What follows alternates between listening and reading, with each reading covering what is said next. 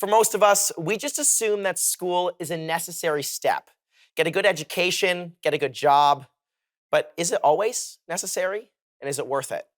So we were talking off camera, guys, and I want to relight that conversation. Bianca, we were getting along a little bit on the idea of where you are put when you are growing up, right? Do your parents have money? And do you know how to leverage that to become the most successful entrepreneur on the planet? Or, like you said, Karolina, going to school, that's for the rich. Oh, that's just a necessary step that they go do. But Bianca, you have a different past. I want you to touch on that a little bit and how that played a role in you almost envying degrees in a way.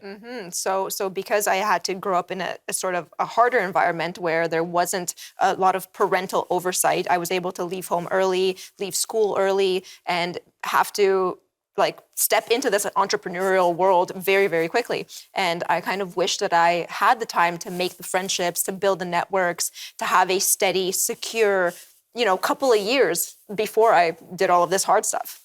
Okay, but see, to me, and we were talking about, school helps you with a network, building a network and whatnot, but I'm thinking about it, looking at it, it's 4 years of my time that I can go to different networking events, go spark up conversations with, skipping the idea of, getting to know the dad's kid and then getting the introduction to the dad. I'm just gonna go right to the dad, right? Chris, I mean, what are your thoughts? I mean, you said I'm an anomaly, but I think anybody can do that. I think you're seeing it through the lens of a success bias in this sense, because you're obviously very successful in networking. You're running this show. You're a very good speaker. A lot of kids, young kids, need to kind of develop those skills. So first they'll talk to their buddy, and then they'll have an introduction to the dad, and they'll move through that thing. Not a lot of guys at your age can just go and start hitting up big shots. I appreciate that. But I want to touch on this segment mainly discussing, is it worth it? And I think that's a big argument. And Karolina, I'm gonna let you touch on it a little bit because I feel like we can go from looking at the left side, yes, it's worth it because you gain a network, or it's more up to the person and what they get out of it. I mean, Chris, you said you partied all the time. Karolina, I'm sure you didn't do too much partying. You probably studied a lot. I did, yeah. So speak on your past with it and whether you think school's worth it or not and what you got out of it. Of course, yeah. So honestly, I see both ways. Once again, it's been worth it and not. In terms of mine, I got to make a lot of connections with people that I'm going to, have in my friend group for life. They're not leaving. But I also learned a lot of valuable skills from my particular profession. Like, for example, the job that I'm doing right now, I would not be able to do without a biomedical degree or even additional degree after that. It simply won't let me access it. I don't have connections outside of that. I see. My parents are immigrants, so I won't be able to do that. So I have to go to school to make those connections. That's the step for you to get to the next level. And I guess, if we're talking coming from an immigrant family, there's a lot of pressure on you to get that education because we do have a high level of education here in North America, right? Specifically in Canada. Bianca, I'm gonna pull out a statistic, and this might shoot everybody down a little bit, but the average Canadian is over $26,000 in student debt just upon graduation, okay?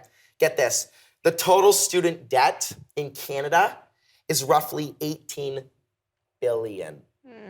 Billion. Sounds about right. Guys, why do we have to spend so much money? Bianca, why do we have to spend so much money to go to school when we can learn these skills on our own? Precisely. You're agreeing with me. Precisely. So now we have so much access to teaching ourselves. So when I dropped out of school and I had a full-time job and I worked at Pizza as a cashier, I was 16 years old. I was going to York University and walking in and doing psych classes at York University. Right. So you can teach yourself anything now, and I think that out of everything that we've had to date, the only thing that's stayed stagnant is education. There's no innovation in education in our regular public schools. It's so weird. I agree, and that even goes back to our first segment about the exponential growth of technology, social media, all this kind of stuff. School. But where is school, right? Chris, from the eyes of an entrepreneur, I would say that you're the most traditional route. You've got brick and mortar stores, you're trying to scale on a franchise. How can an entrepreneur know whether or not school's for them? And I guess, how do you define yourself as a born entrepreneur? I just knew that school wasn't for me. Where does that come from? If you think that taking, $40,000, $50,000 or $26,000, like you just said there, in debt. If you think that your best form of investment is betting on an education, then you're probably not an entrepreneur. Maybe that's why they don't teach us finance in school, because they're like, go to college and spend your 26,000. Well, exactly. Spend They all your want you to money. spend the money. At the end of the day, it's a business. Exactly. It is a business at the end of the day. They want you to go to school. They want you to be in debt. 100%. You can't claim bankruptcy to get out of it. So obviously it's But you can for rigged. business. You can do it for anything else. I got to cut us off here. After we come back, we're going to be discussing postgraduate success. Let's see, guys.